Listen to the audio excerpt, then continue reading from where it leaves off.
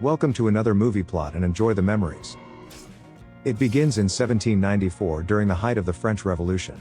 The aristocrat Thomas hastily writes his memoirs before peasants break into his home and take him to the guillotine.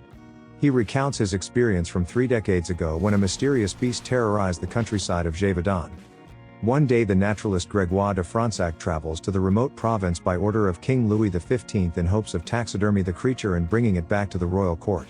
He's brought along his Mohawk partner Monty to track the beast, but he first fights a group of local hunters attacking a gypsy man and his daughter. He easily beats them senseless with his lifetime of training, while Fronsac doesn't lift a finger to help as he's not even needed.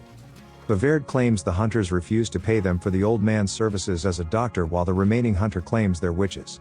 Since one's more believable, Monty sides with the woman and the visitors go to the residence of the local gentry Marquis.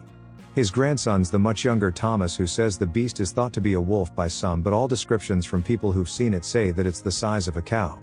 It only preys on women and children, one of whom screams from the hospital after having her face torn off before hunters saved her life. The pair are put up by the family in a spare room, and the next day take a tour of the abbey where a maimed survivor supplies them with clues of how the creature looked. They ride out to investigate another victim who's lying dead in a pond with a chunk bitten out of her larger than any wolf could manage. A group of hunters have covered the countryside with traps, and Fronsac learns from Captain Demel that the beast has a line of spikes down its spine. When dining with the local counts of the land, Fronsac meets Jean-François, who's also an avid hunter but whose arm was mangled and rendered useless while overseas in Africa. Fronsac becomes infatuated with the amputee's sister Marianne, who has many suitors attempt to court her, but she's uninterested in them until meeting the outsider. At dinner, the naturalist reveals that he once caught a furry trout, and when doubted by Jean-François, he has Monty whip it out.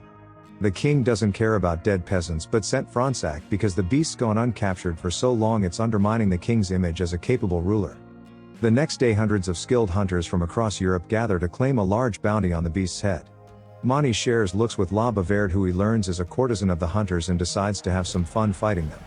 Everyone crowds around as Monty gets attacked with lethal force but gives the gang nothing other than a few bumps and bruises. When he takes out 2 female hunters, Monty's saved from a sneak attack by Jean-François, who disarms a hunter with a silver bullet. He tells Fronsac that it isn't for werewolves, merely just a trademark of his to use silver bullets, and lost his hand when a lion bit it off. Fronsac also demonstrates his abilities as a healer when La Bavard has a seizure, and he's the only one apart from her father who knows how to treat it. When the hunt begins, Marianne joins them, but they spend the entire time with Monty at the ruins of an old fort while the hunters slaughter the local wildlife. When a wolf presents itself to Marianne, she attempts to take a shot, but Fronsac prevents her as he knows it isn't the beast they're searching for. It doesn't help the population as the hunters have killed what looks like 100 wolves and thrown them all into a huge pile. They've failed to kill the true beast of Gévaudan or even locate it, but the nobles celebrate like they did something anyway. Jean-François' father, Count de Morangias, learns that Monty's Fronsac's brother and asks the Mohawk if he can breed with French women. Monty says that all women are the same color when the lights are turned off, and goes on to give everyone their spirit animal.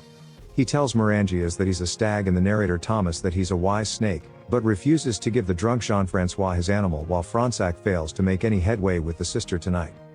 The guests decide to join the other nobles at a house of ill repute, where they first have trouble finding the serpent-covered Monty, a woman who isn't afraid to go red. Fronsac meets the mysterious Sylvia, who he lies with and draws as her body turns into the slopes of the Gévaudan hillside. The beast still roams free, and months later during the dense winter they're all attending mass when another victim comes barging in, having just lost his family. The hunters quickly ride out to find the mangled remains of the beast's victim. Within it lodged a fang made of steel. Monty goes wandering off nearby and finds inside a small cave the man's child still living, having hidden from the beast. The Captain Demel's ordered by the Intendant Lafone to call off his hunters, saying that their traps are beginning to kill more peasants than the beast itself. Fronsac informs the nobles that he believes the attacks are the result of a human and shows off the evidence, but the intendant acts as though he's already seen it. Meanwhile, Monty uses medicine to heal the traumatized child, who confirms that the beast is controlled by a human master with a janky hand. Sometime later, the king's weapons master, Lord de Buterne, arrives in Gévaudan to put an end to the stories and makes Fronsac taxidermy a regular wolf. He makes it look like a ferocious man-eater and presents the trophy to a court in Paris, which pleases the king and has the doors to his girlfriend's castle closed to him from here on out. Jean-François has fallen in love with his own sister and grown jealous of Fronsac, so he's revealed the romance with Sylvia to turn cis against him. When Fronsac returns to Paris, he learns that someone in Gévaudan's promoting a book about the beast being a holy sign from God that the king should be overthrown. He's offered a new commission in Africa, but as much as he wants to travel there, he receives a letter from Thomas that says Marianne wants to be with him. She had a visit from Sylvia, who asked her to give Fronsac another chance, as Marianne is all he talks about while they're in bed together. With the good news, he and Monty return to the dreary countryside of Gévaudan to end the beast's reign of terror, but get stalked by it on entry.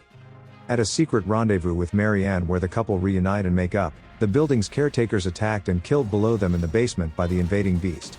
It then leaps through the floor and attacks Fronsac, who fights it off with a pitchfork, but when it goes for Marianne, it mysteriously refrains from attacking her. It's suddenly called away, as the creature is just an instrument used by a secret society called the Brotherhood of the Wolf. Bavaire's shown to be one of the cultists working to undermine the public's confidence in the king and ultimately take over the country. Fronsac, Monty, and the young Thomas set out into the forest to prepare an array of traps to hopefully capture the beast alive. Monty uses himself as bait to lure it into a cage, and after several failed attempts they manage to capture the beast inside. It doesn't hold it for long, and the creature breaks out, severely injuring Thomas's arm as it drags him along and escapes into the forest, so Monty sets off alone in pursuit and Fronsac attends to the wounded. The tracker finds catacombs used as the beast's holding pen, where La Bavaire's father attends to its wounds, and the Brotherhood ambush the intruder. Outnumbered, Monty still manages to defeat them until getting distracted by Bavaire and shot in the back. He's tortured, killed, and tossed out into the forest, where Fronsac discovers his body and performs an autopsy to find any clues. He removes a silver bullet and in a fit of rage goes to the catacombs to get revenge on the Brotherhood. As they celebrate in their homestead above, Fronsac sets the stables on fire to lure them outside and begins to pick them off one by one. He slaughters many of the gang but only knocks Bavaire unconscious before finding their room of oddities, including a bone ceremonial sword. It leads into the catacombs, where Fronsac locates the beast in its cage and kills a few more cultists, but can't finish the job and must hurry back to cremate Monty at dawn according to his tribe's customs. Before he can collect the ashes and return to destroy the beast, Fronsac's imprisoned by the Brotherhood's leader, Father Sardis, who believes his work is restoring the worship of God to France. Sylvia bribes her way into Fronsac's cell and reveals herself to be a spy for the Pope and that Rome has no control over Sardis. They've sent Sylvia to assassinate him, but she hasn't had the chance and first poisons the prisoner, who collapses dead in his cell. Marianne demands to see him when Lafone breaks the bad news that Fronsac died in his cell during the night, and she gets overcome with grief. Sardis and Jean-François are also there and are all revealed to be members in charge of the Brotherhood of the Wolf. They plan to kill Marianne for getting too close, but Jean-François saves her and reveals that he's the beast's master who regained use of his mangled arm. It's why the beast didn't attack her, but Marianne doesn't reciprocate the romantic feelings for her brother, so he just attacks her instead. Sylvia has agents exhume Fronsac, who was only put into a temporary coma by the poison, to escape the hanging they had planned for him. At the next Brotherhood meeting, he appears like a ghost and begins naming and shaming the various members hiding behind masks. When he leaps down and begins killing anyone who attacks him, a regiment of Demel's militia accompanied by Sylvia arrive and assist in the arrest of the cultists. Sardis escapes into the mountains but is mauled to death by a pack of wolves, while La Bavaire has her throat slit by the beautiful assassin. Jean-François, who now wields the bone sword with his deformed arm, and Fronsac find themselves alone in a fight to the death. The ceremonial weapon transforms into a whip, and after nearly killing Fronsac, he manages to slit the cult leader's throat on one of his passes. He then releases his own blade as the whip's retracted and the villain impales himself through the chest. With his last breath, Jean-François reveals that he left his sister for dead while dying himself, and the rest of the Brotherhood are rounded up by Demel's men. Fronsac's given a stern warning by Sylvia to make himself scarce from the country before the Pope learns that he's still alive. The knight returns to the castle, where he's told there's nothing they can do to save Marianne, but revives her himself with the same powder Monty saved the boy with in the abbey. The ending of the film's overlaid with the grown Thomas saying that he doesn't know what happened to Fronsac and Marianne as he's led down to the guillotine by a revolutionary mob. The last he saw Fronsac was when they returned to the catacombs to kill the beast, but found it already lying severely wounded. It's revealed that the beast was just a lion cub that Jean-François brought back from Africa and tortured into a vicious armored monster. Fronsac takes pity on the animal and kills it in an act of mercy, while Thomas says that he hopes wherever his friends are they lived a happy life together. They're shown sailing to parts unknown on a ship named Brother Wolf while scattering Monty's ashes over the ocean. And the movie ends.